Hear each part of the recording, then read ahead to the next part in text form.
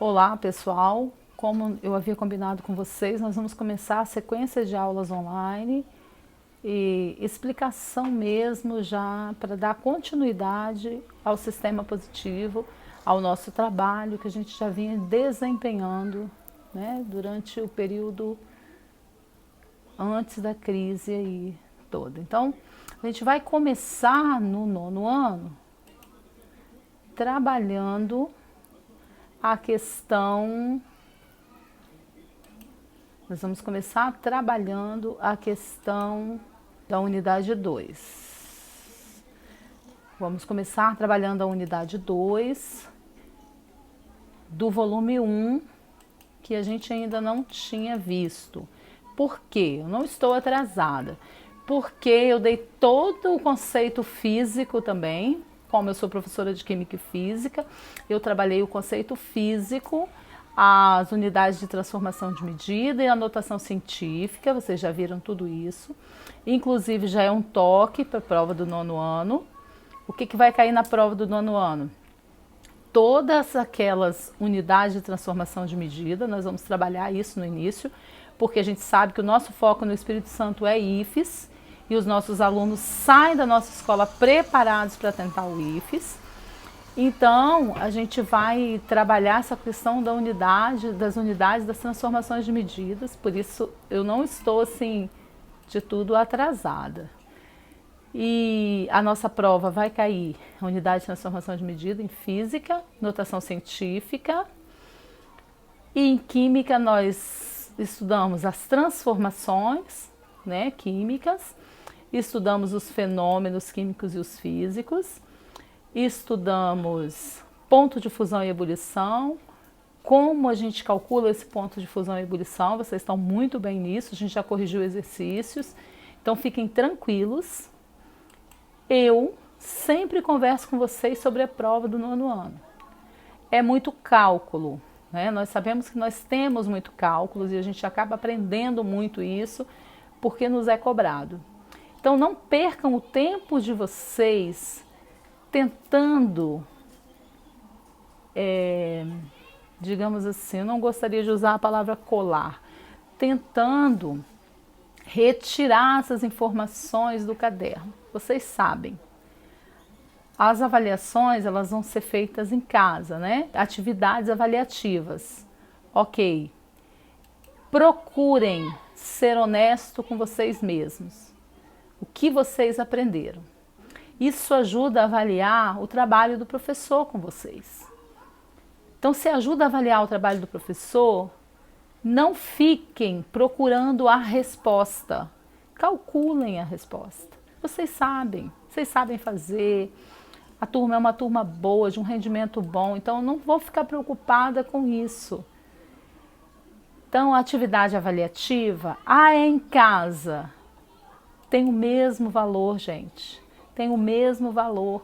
Principalmente as questões de física, que quase sempre são questões inéditas, são questões que não... São questões que a gente procura mesmo, essa parte inédita da questão. Então, de formular uma questão bem formuladinha para você fazer. Então, você talvez vai encontrar o assunto da disciplina, mas não vai encontrar a questão feita. Vai encontrar, por exemplo, um passo a passo de uma questão parecida, mas aquela questão ali você vai ter que fazer. Então, seja honesto com você mesmo, faz essas questões, não tenta burlar porque você está em casa não, viu? Faz direitinho porque vale a pena, mesmo para você saber como é que está isso aí. E começando o nosso trabalho hoje, a gente vai falar da unidade 2 do volume 1, que dá conta da estrutura da matéria, né? Especificamente dos modelos atômicos e da evolução desses modelos atômicos. Como que a gente começa, como que surgem esses modelos atômicos. Então aqui na apostila, na página 33, vai falar da evolução dos modelos atômicos a partir dos gregos. Então, os filósofos gregos começam a ter um direcionamento do que é o átomo. Eles dizem que o átomo vai ser a menor partícula, né, indivisível. Então a gente vai partindo a matéria, e quando a gente chega na menor partícula, aquilo ali é o átomo. É assim que os filósofos gregos viam esta questão do átomo. Então isso foi chamado de teoria atomista, isso antes de Cristo, né? Leucipo viveu 500 a 370 a.C., Demócrito 460 a 370 a.C., né? Os gregos tinham o costume de um ser discípulo do outro, então isso aí, eles dizem lá que a matéria é composta de átomos e que esses átomos são indivisíveis e são menores partículas. Ok. Dando sequência aos modelos atômicos, nós temos Dalton. Dalton é um cara que viu os estudos de Leucipo e Demócrito, bebeu nessas águas, né? Isso era muito comum nos primeiros cientistas, eles só tinham as notícias dos filósofos, por isso que é muito importante estudar filosofia no 9º ano, né? Em todas as séries, para a gente desenvolver essa questão do raciocínio. Os filósofos, eles eram preparados para isso. Então, a partir desse raciocínio de Demócrito e Leucipo, ele falou assim, poxa, realmente o átomo é uma partícula, né, assim. Nós podemos apresentar um modelo para o átomo. Então, e o átomo, ele é uma esfera maciça. Dalton, hoje, né, os cientistas comparam Dalton, o modelo de Dalton, com uma bola de bilhar. Então, é comum que você achar num concurso aí, qualquer que você vai prestar, comparando o modelo bola de bilhar. É o modelo de Dalton.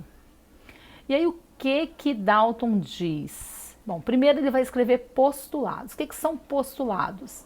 É uma série de afirmações ou proposições que não podem ser comprovadas, mas elas são escritas porque o camarada foi observando e foi anotando num caderninho.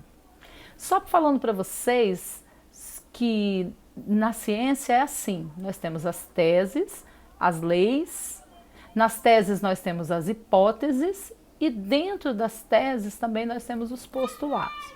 Postulado é aquilo que não tem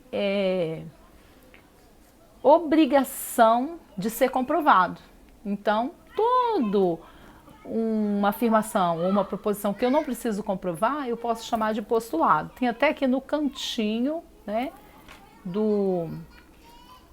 da página 34. E aí Dalton fez algumas afirmações no seu postulado. Primeiro, que realmente a matéria era constituída por pequenas partículas denominadas átomos. Depois, átomo, o conjunto de átomos, então, tem que ter um nome específico. Porque átomo? Átomo é a menor parte, mas se eu juntar vários átomos, como é que eu faço isso? Se eu juntar vários átomos, eu vou ter um conjunto de átomos. Isso vai me dar um elemento químico. O elemento químico, nós temos vários na natureza. Lítio, sódio, potássio. E aí ele tem uma cor característica. Como é que formou aquele elemento químico ali? Vários átomos reunidos. É um conjunto dos mesmos átomos com massas e tamanhos que me dão o elemento químico. Se eu tiver elementos químicos combinados de maneira diferente, vai me dar a substância. E isso já é a parte 4 do postulado dele.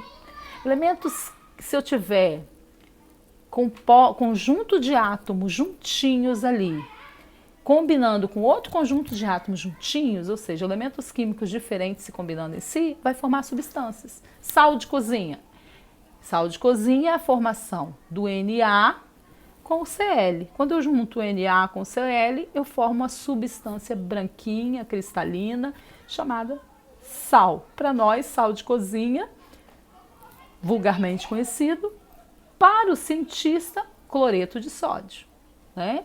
Nós temos vários sais, a gente vai ter a oportunidade de estudar. Na parte 5ª do postulado, ele vai se dedicar a uma reação química. É quando eu uno esses átomos diferentes. Quando eu uno esses átomos diferentes, que eu formo um produto, eu estou formando uma substância, e essa substância veio de uma reação química. Então, eu estou dizendo para vocês que existem reagentes unidos entre si, reagente 1, reagente 2, unidos, vão formar o que eu chamo de conglomerado ali juntinho. Isso vai ser o produto da minha reação, isso vai ser a substância, quase sempre. Ele diz tudo isso aqui nos postulados. Então foram 5 postulados, não tem obrigação de ser comprovado isso, ele anotou isso e os outros cientistas que foram seguindo foram dando ideia isso aí. Só que essa proposta de Dalton ela não era prática. Então vem Berzelius, Jacob Berzelius, e vai propor essa ideia de substância simples, substância composta. Dalton só disse que formava substâncias. E aí ele vai dar característica, por que é uma substância simples, por que é uma substância composta. Quando ele dá essas características, inclusive nós já estudamos isso na unidade 1, quando a gente estuda mistura e substância pura. Substância pura é aquela que tem ponto de fusão e ebulição constante. Ó, já estamos fazendo uma fixação para a prova que a gente vai fazer, né? Semana de provas está vindo aí, a gente vai fazer ela em casa, mas já é uma revisãozinha. Então a substância pura tem ponto de fusão e ebulição constante e as substâncias as misturas, elas têm ponto de fusão e ebulição diferente. Aí a gente vai ter mistura azeotrópica e mistura eutética, que vocês já sabem também o que é. Também vai cair na prova. E aí, depois disso, né, Berzelius ele consegue desenvolver a história da fórmula química, substâncias simples e compostas, né, esses agregados, essas partículas aí, e a apostila vai vindo com essa questão. Aí tem as relações entre Dalton e a transformação da matéria, que a gente já estudou isso, que são as transformações químicas e as transformações físicas. Graças a Deus a gente já viu isso, então já está livre de espaço. Aí, como Dalton dá essa noção de substância, a gente tem como relacionar isso que a gente estudou sem saber quem é que tinha falado. Isso é joia também. E aí a gente vai ter, depois desse camarada aí, depois do camarada chamado Dalton, né? Aí nas substâncias a gente vai estar falando de reações químicas, de balanceamento. Isso vai ter uma aula específica quando a gente estiver falando de cálculos químicos. Na página 37 você tem um pouquinho dessa noção. Não deixa de ler, né? De ver como é que isso é interessante. Na página 38 tem uns exercícios que dá para a gente completar. Inclusive a gente já falou sobre isso, de átomo e molécula, como que é o átomo, a formação do átomo e como é a formação da molécula. Quando eu tenho quando eu tenho um conglomerado de átomos unidos entre si, vai formar a molécula, né? E a molécula é a parte menor ali da substância química. E aí a gente entra nas informações de Rutherford. Quem foi Rutherford? Rutherford, também um cientista, né? Que vai fazer esses cálculos, esses estudos teóricos. Os estudos dele são muito teóricos. A gente não vê muito essa parte prática. Por que a gente vê isso, professora? Primeiro que a nossa preparação são para os concursos do Espírito Santo, principalmente para os institutos federais. No Instituto Federal eles cobram muita teoria, então a gente vê isso bem apuradinho, porque a gente tem que estar com essa sequência de quem falou o quê, porque isso é cobrado da gente. Aí, depois de Dalton, nós temos um cientista chamado Thomson. Antes de Rutherford, a gente tem um cientista chamado Thomson. Quem foi Thomson? Rutherford também é importante, mas Thomson vem antes dele. Quem foi Thomson? Thomson, um cientista inglês, ele vem falando desse modelo. Olha que lindo esse modelo de Thomson. Um pudim, né? Tudo bem que o nosso pudim aqui, brasileiro, não é desse jeito. A gente não põe passas no nosso pudim. É só um pudim de leite condensado, né? Com ovos e leite, cozinha no fogo, ele fica pudim. A gente gosta dele bem douradinho aqui em cima. Por que Thomson lança a mão do modelo pudim de passas? Porque Thomson, né, todo inglês que é, lá eles têm costume de colocar coisas em cima do pudim, passas, também ameixas em cima do pudim. Não confundam pudim com o manjar, né? O manjar é branco com ameixas pretas. Mas também eles têm costume de comer isso, então eles chamam isso aqui do pudim de passas.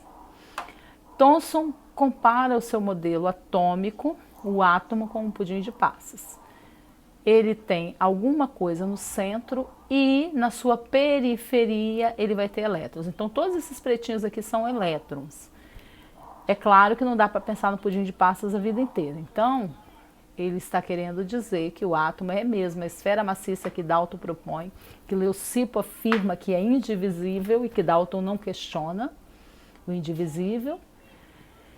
Apesar de não ser esfera para Leucipo, para Dalton já é esfera, essa esfera maciça, ela tem na sua periferia átomos. E esse átomo tem na sua periferia elétrons. Lá na página 41, a gente vai agora estudar o modelo de Thomson. Então, o Thomson ele já surge no momento que a gente tem base na eletricidade.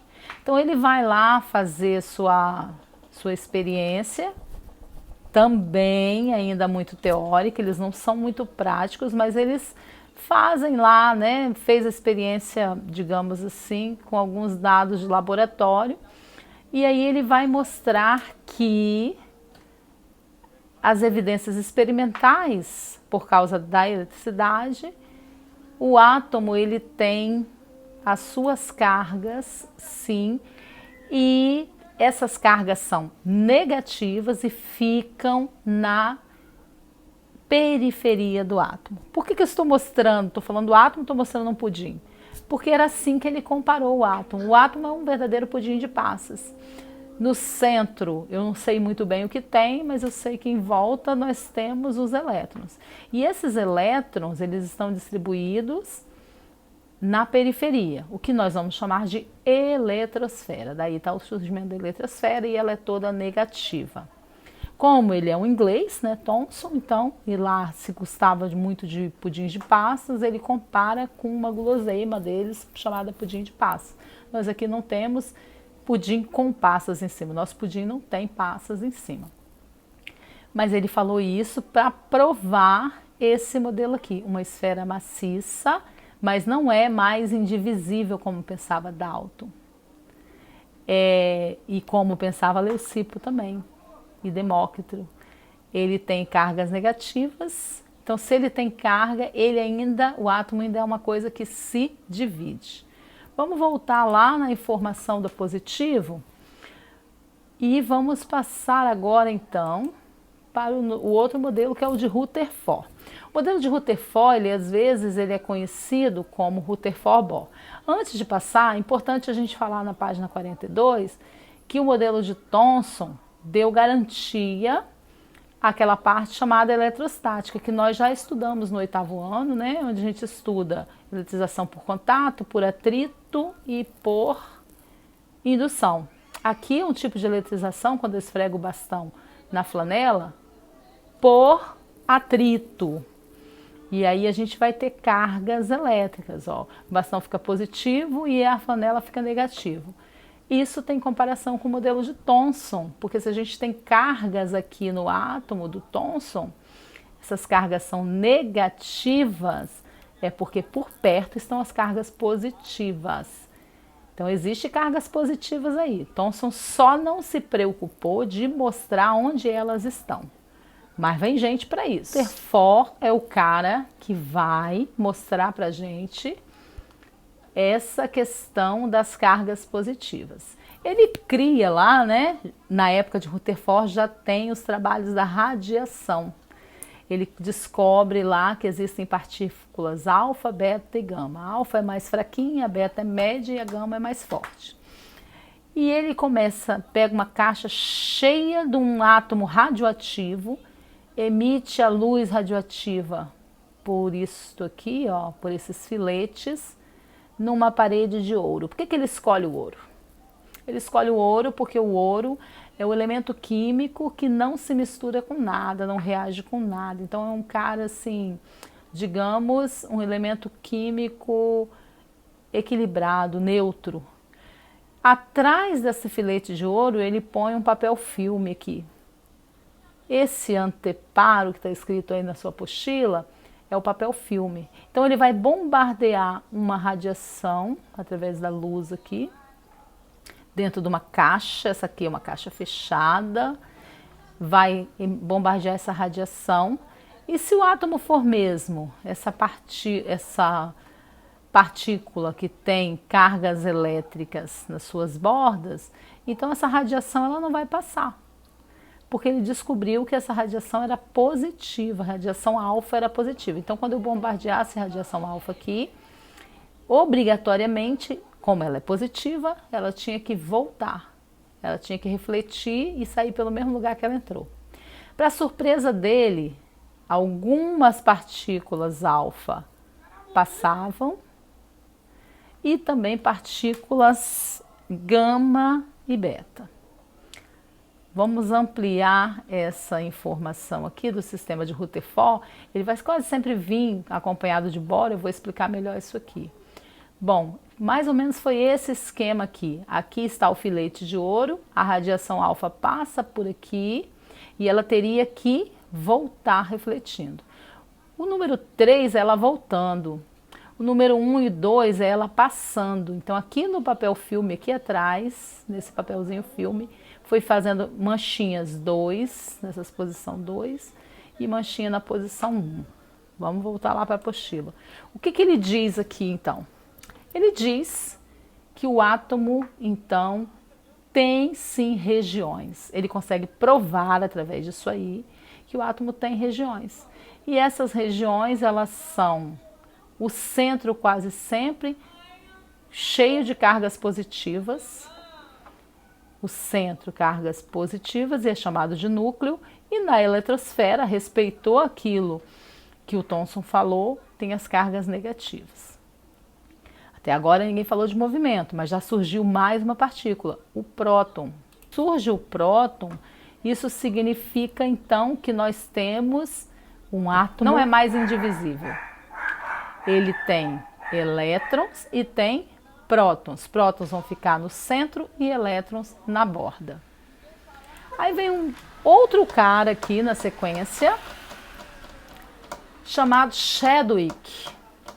Chadwick é um cara que estava intrigado com essa história aí de Bohr e de Rutherford. Chadwick começa a dizer assim, bom, já existia eletricidade. Lembrando que partículas positivas e partículas negativas, o que acontece? Atração. Se o átomo no seu centro tem a partícula positiva e na sua eletrosfera, na sua periferia tem a negativa, o que vai acontecer com o centro e a borda? Se atrair. Então, não é uma esfera maciça como pensava lá Dalton. Se não é uma esfera maciça, então o que a gente vai ter aqui? A gente vai ter a informação de que todo átomo teria que ser como um maracujá, todo enrugado, porque a parte de dentro é atraída pela parte de fora, então ele seria todo enrugado. Para que isso não acontecesse, então, nós vamos ter que pensar que existe alguma coisa por trás aí dessa informação.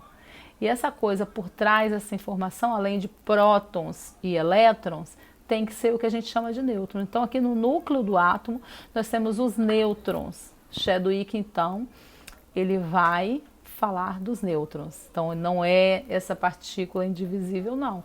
Tem prótons no centro, agora tem nêutrons e tem elétrons. Chadwick fala mais.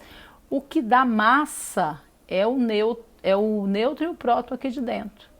Por isso a gente vai tirar daqui a matemática. Prótons somados aos nêutrons vai dar o número de massa de cada átomo. E o centro do átomo é o que tem mais peso, porque os elétrons aqui em volta, a carga deles é desprezível, digamos assim. Então, com tudo isso, nós também vamos ter o estudo do camarada chamado Bohr. Bohr, junto com Rutherford, ele só vai dizer o seguinte: olha, esse átomo de Rutherford, realmente, ele tem elétrons na sua eletrosfera, mas cada elétron desse, ele está em um nível de energia. Por isso que na página 44 a gente vai ter Bohr e os níveis de energia. E se ele está em níveis de energia, então, quando ele salta esses níveis de energia, nós temos a transmissão dessa energia através de luz. Se a gente tem essa transmissão da energia através de luz, ele fica em camadas. Então, aqui, a camada mais próxima do núcleo é que atrai muito esses elétrons da camada mais próxima do núcleo. Vou tentar diminuir aqui. Esses elétrons perto do núcleo, eles são muito atraídos. Deixa eu mostrar em uma outra figura aqui. Aqui. Os elétrons que estão aqui próximos ao núcleo são muito atraídos pelo núcleo. Eles não conseguem saltar dessa camada. Aqui é chamada camada K. Próxima camada é a camada L. Próxima camada é a camada M. E assim vai. Vão várias. K, L, M, N. São várias camadas. Esse modelo de Bohr aqui atende ao modelo de Rutherford, do que o Rutherford pensou. Então, se atende ao modelo de Rutherford, Rutherford pensava que o modelo era de sistema planetário solar. Igual os planetas giram em torno do Sol, então o núcleo era o Sol e todos esses elétrons, essas bolinhas aqui dos elétrons, giravam numa órbita em torno do núcleo, como se fosse o Sol. Por isso que o modelo de Rutherford é chamado de planetário solar. Por isso que eu coloquei esse desenhozinho aqui dos planetas. Ó, aqui está o Sol, todos giravam em órbita, digamos, circular em torno do Sol. Só que lá na astronomia a gente sabe que não é bem assim. Não gira em movimento circular. Porque senão um planeta poderia se chocar com o outro, com a órbita do outro. Eles giram em órbitas elipsoidal. Aí, só dando sequência a esses modelos aqui, Heisenberg e Schrödinger vão falar para a gente que realmente os átomos, os elétrons no átomo, eles vão girar em órbita elipsoidal, olha. Então, esse é o nosso modelo moderno, é o átomo moderno. Os prótons e os nêutrons ficam no centro e em volta nós temos elétrons, esses todos coloridos aqui. Cada um na sua órbita gira. Dos cientistas ajustados. A órbita é elipsoidal e esse é o modelo moderno que a gente vê estampado na capa dos livros de química, né? Por quê? Por isso que se dá tanto valor aos modelos atômicos. E como se chegou nele, a gente viu aí. Agora o que eu quero de vocês? Estudamos a unidade 2 e eu quero que vocês façam os exercícios, né? Esses exercícios, eles vão contemplar tudo isso que eu expliquei aqui e mais o que você lê e tirar como interpretação. Tem os exercícios, então vai fazendo as perguntas, ó. Considerava o átomo uma esfera maciça individual. Deixa eu tirar daqui, senão vocês vão, como a apostila nossa já é, né, já vem com tudo assim mastigadinho, vamos tirar dessa página aí para vocês não terem essa oportunidade. Mas agora, meus amores, eu quero que vocês façam os exercícios referentes a esse capítulo, encaminhe as dúvidas corrigindoatividades@gmail.com, porque ali a gente vai, se vocês tiverem dúvidas. Mas o assunto é fácil e a gente tem tudo isso. Resumindo o capítulo de hoje, nós temos isso aqui. Achei isso aqui muito bom, fenomenal. Tudo com F é isso aqui, modelos atômicos. Primeiro a gente falou de Leucipo e Demócrito, depois a gente falou de Dalton, então façam um resumo. Depois a gente falou de Thomson, né, que era o pudim de passas. Aí nós passamos para Rutherford, que está juntinho com Bohr. E quem faltou aqui? Vamos lembrar aí de quais cientistas que eu disse que falaram e não estão aqui. Chadwick, que é responsável pela introdução do nêutron aqui no centro do átomo, tá? Então, esse é o resumo que a gente estudou. A gente já estudou essas leis ponderais aqui, que fala de Lavoisier e Prost. Lembrando que Lavoisier diz da lei da conservação de massas que nós estudamos, e essa conservação de massas ela é muito parecida com o postulado de Dalton lá, que Dalton diz também, você vai ver essa informação na apostila, que Dalton diz que na natureza tudo sofre uma transformação, a transformação química para formar substâncias, né? Bem parecido com Lavoisier, que diz que na natureza nada se cria, tudo se transforma. Os conceitos fundamentais dessa parte que a gente tem é número atômico, que também é conhecido como prótons, número de prótons, número de massa, essa é a parte central, massa na química é representado pela letra A, que somado o P, que também é Z, mais o N, Z mais N ou P mais N, vai me dar a massa. Então, o número de massa é uma continha do Z, que é igual a P, mais N. Se eu somar o P mais o prótons mais nêutron, eu vou ter o número de massa.